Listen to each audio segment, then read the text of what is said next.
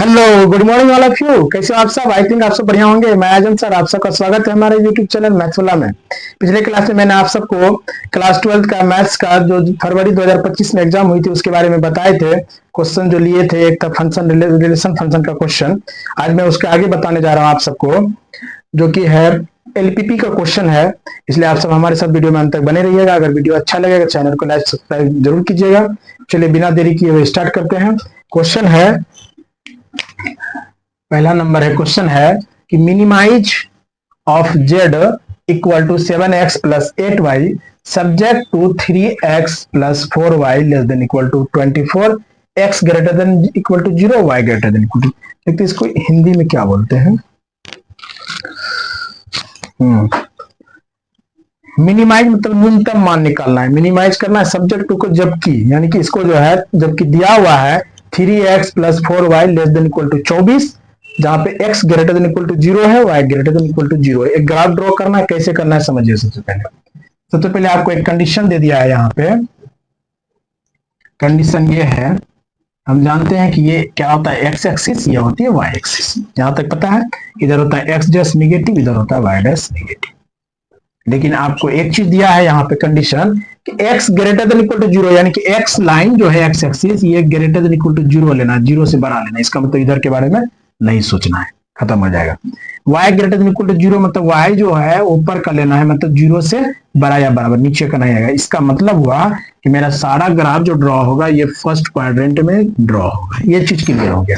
यहां से हमको ये चीज बता दिया कि ग्राफ जब भी ड्रॉ होगा इसमें होगा, यानी इधर अगर ग्राफ आएगा भी तो हमको इसके बारे में नहीं डिस्कशन करना। चलिए अब यहाँ पे सॉल्यूशन में लिखेंगे, गिव है इक्वेशन है 3x प्लस 4y, इसको लेस देन इक्वल टू 24 दिया हुआ है, इसको हम इक्वल टू 24 मान के इसको हम हल करेंगे। कैसे करेंगे देखिए, एक क्वेश्चन समझ जाइएगा, बिल्कुल इजी क्वेश्चन है एलपीपी का, और मिनिमम 2 से 3 क्वेश्चन हर साल आती है एग्जाम में। शॉर्ट में भी आता है, लॉन्ग में भी आता है, 5 नंबर में भी, 2 नंबर में। देखिए कैसे करना। सबसे पहले आप उसी तरह क्लास 10 की तरह बच्चे की तरह इसको ड्रॉ करना है। इस तरह बॉक्स बना लेना है। बॉक्स बनाने के बाद क्या करना है, यहाँ पे x लिखेंगे, यहाँ पे y लिखेंगे, इतना सा कर लेंगे। उसके बाद एक बार क्या करना है, x का मान 0 रखें। x का मान जैसे 0 रखेंगे ये खत्म हो गया, 0 हो गया। x का मान 0 जैसे रखे तो ये क्या हो गया, मेरा टोटल 0। अब यहाँ क्या बचा मेरा, 4y इक्वल टू 24। अब देखिए y बराबर क्या हो गया, 24 बटे, जब गुना रहता है नीचे आते हैं तो भाग होता है, तो क्या हो गया 6, यानी x का मान 0 तो y का मान 6।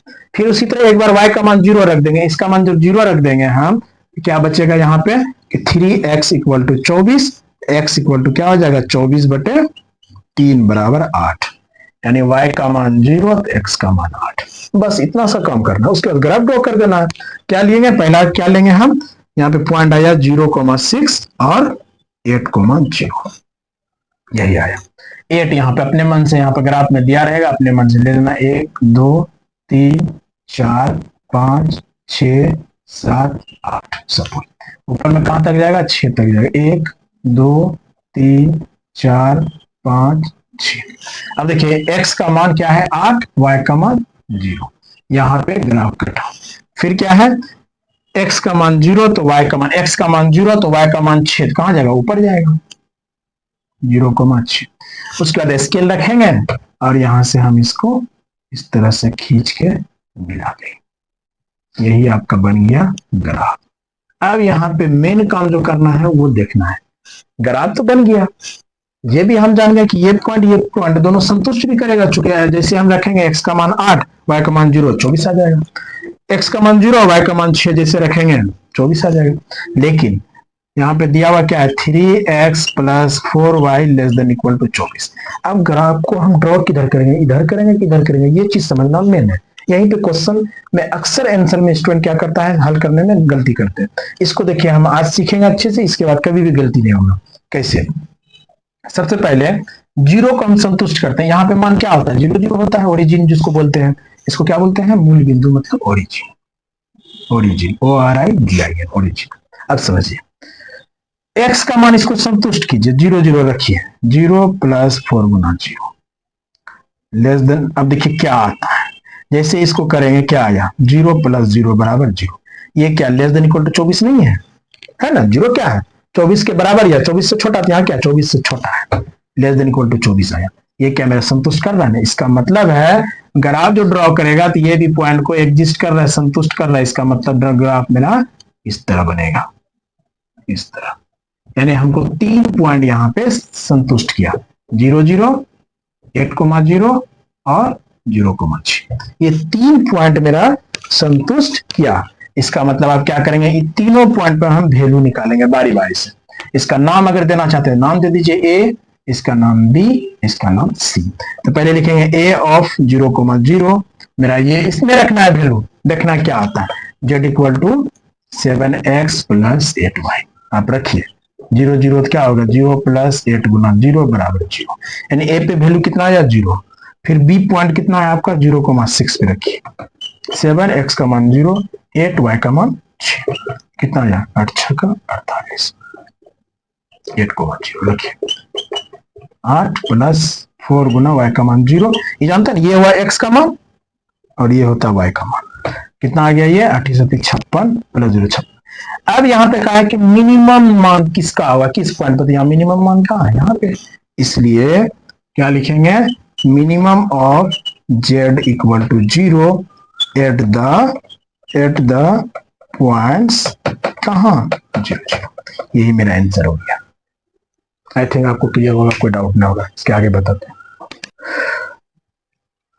शुरू है, देखिए सेकंड क्वेश्चन है, इफ इसको बोलते हैं probability of a equal to 3/8, probability of b equal to 1/2 and probability of a intersection b equal to 1/4, then find probability of a dash by b dash and probability of b dash by a dash. अब a dash by b dash क्या है, ये conditionally probability है। जब पढ़ाएंगे chapter तो पूरा detail में बताएंगे, यहाँ पे थोड़ा समझाने की कोशिश कर रहे हैं हम कि probability of a dash by b dash मतलब होता है कि b के होने के बाद a जो होता है कंडीशन जो रहता है कि b ऑलरेडी हो चुका है उसका घटना, तो इसको बोलते हैं हम probability of a dash intersection b dash bye probability of b dash. जो नीचे में रहता है उनको नीचे में रहता है, इतना सा समझ। अब देखिए इसको तोड़ेंगे, इसको लिख सकते हैं, ये कैसे होता है समझिए, by probability of B dash को देखिए 1 माइनस प्रोबेबिलिटी ऑफ बी, ये कैसे हुआ समझिए। हम पढ़े होंगे आप कि ए डैश इंटरसेक्शन बी डैश जो होती है वो होता है ए यूनियन बी का होल कंप्लीमेंट। डैश मतलब कंप्लीमेंट। ये कहां से होता है, बाय डी मॉर्गन्स लॉ। कहां से, डी मॉर्गन्स लॉ से। डी मॉर्गन लॉ कहता है कि A complement intersection B complement equal to A union B का होल कंप्लीमेंट, उसी को हम किए। अब देखिए इसको यहां पे रहने देते हैं। अब देखिए नो, ए यूनियन बी जो होती है वो फॉर्मूला होती है probability of A plus probability of B minus probability of A intersection B. देखिए बैठाइए, क्वेश्चन में दिया हुआ है 3/8, प्रोबेबिलिटी ऑफ बी दिया हुआ 1/2 माइनस 1/4। सबका एलसीएम क्या आएगा, 8 आएगा। और यहाँ से इसमें भाग, हम जानते हैं हर से क्या करते हैं, इसमें भाग देते हैं 1 आता है, फिर गुना करते हैं, फिर यहाँ 4 आएगा, यहाँ 2 आएगा, टोटल करेंगे तो प्लस 7 में क्या होगा 5/8 आया मेरा probability of A union B. इसको यहाँ पे रखिए, यहाँ पे देखिए, इसको लिखेंगे हम, इसको एक स्टेप और लिख सकते थे 1 माइनस प्रोबेबिलिटी। हम जानते हैं, क्या जानते हैं कि probability of A dash equal to होता है 1 माइनस प्रोबेबिलिटी ऑफ ए। यहाँ पे probability of A union B dash है, तो टोटल हो जाए 1 minus probability of A union B बटे 1 माइनस प्रोबेबिलिटी ऑफ बी। इसको कीजिए, देखिए 1 minus probability of A union B कितना होगा 5/8 बटे 1 माइनस प्रोबेबिलिटी ऑफ बी है 1/2। इसको जब एलसीएम निकालेंगे क्या होगा 8 माइनस 5/8 भाग 2, यहाँ आएगा एलसीएम जब लेंगे यहाँ आएगा 2 माइनस 1 मतलब 1/2। मतलब सिंपल है कि 1 में आधा घटेगा, आधा होगा। अब देखिए ये हो जाएगा 3/8 और बटे 1/2 जब ऊपर जाएगा तो यहाँ हो जाएगा 2/1, एक कटेगा हो जाएगा 3/4। यही आपका क्या हुआ आंसर आया। अब अगला देखिए 2 number, probability of B dash by A dash. Just उसी तरह करना है, probability of A intersection B dash बटे प्रोबेबिलिटी ऑफ ए डैश। नीचे वाले को हम नीचे में रखते हैं, यहाँ पे B dash intersection A dash लिखिए या A dash intersection B dash, कोई फर्क नहीं पड़ेगा। और इसका मान अभी हम निकाल के लाए हैं इसका मान यहाँ पे। कहाँ पे आया है टोटल? यहाँ पे ये 3/8 क्या आया? 3/8 बटे इसका आ जाएगा 1 माइनस प्रोबेबिलिटी ऑफ ए, यानी 3/8 बटे 1 माइनस प्रोबेबिलिटी ए का मान 3/8। देखिए 3/8 बटे इसको यहां जब करेंगे तो क्या हो जाएगा? 5 माइनस 3/8, यानी 3/8 भाग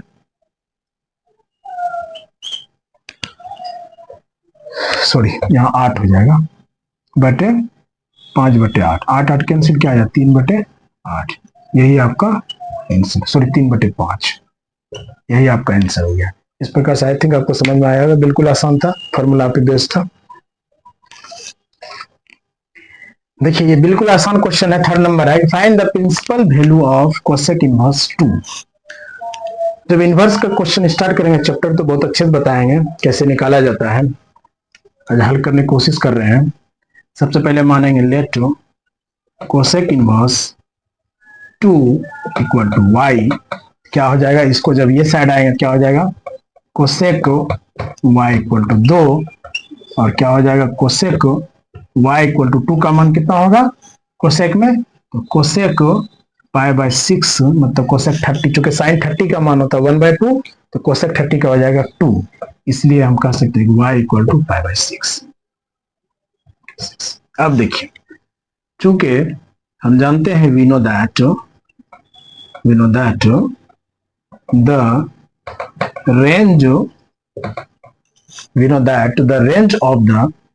range of the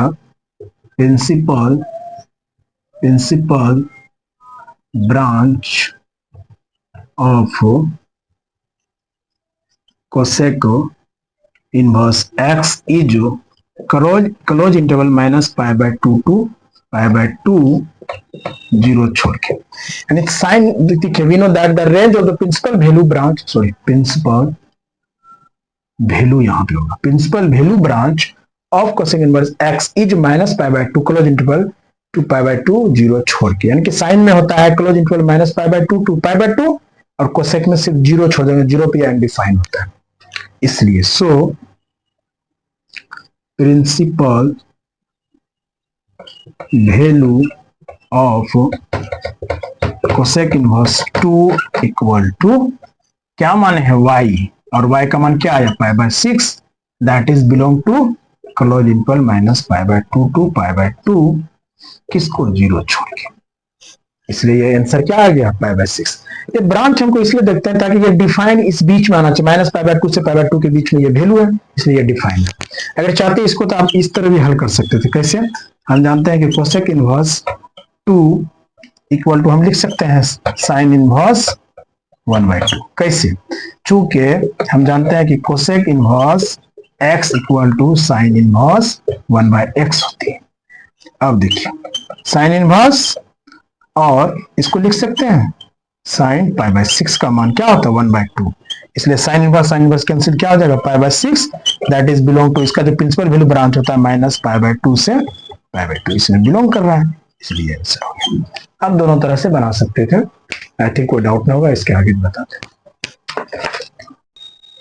चलिए देखिए नेक्स्ट क्वेश्चन है 4 number, find the value of integration -1 to 1 sin 23x sin to the power 23x into cos to the power 12x dx, यानी साइन 23 है और कोस 12 है, इसका इंटीग्रेशन। ये कैसा इंटीग्रेशन है? फाइनाइट, मतलब a टू b जा रहा है। तो इसको हल करने के लिए सबसे पहले लिखेंगे let to I equal to integration of -1 to 1 sin 23x into cos 12x dx। इसको देखिए, अब देखिए बाय यूजिंग, अब यूजिंग करते हैं प्रॉपर्टीज। इसका हम जानते हैं एक प्रॉपर्टीज है, प्रॉपर्टी क्या है? Integration of a to b fx dx equal to होती है, इसका प्रॉपर्टी देखिए, integration of a to b f of a plus b minus x into dx, ये प्रॉपर्टीज है, a plus b minus x into dx। उसी तरह इसको करते हैं यूज, देखिए iota equal to integration of -1 to 1 sin 23x cos 12x dx equal to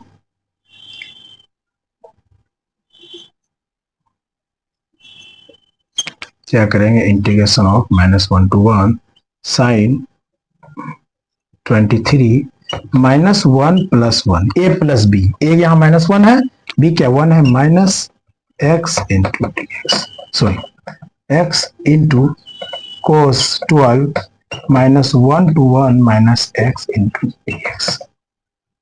देखिए -1 से 1 ये दोनों कैंसिल हो जाए, क्या बचेगा, sign 23 -x × cos 12 -x × dx।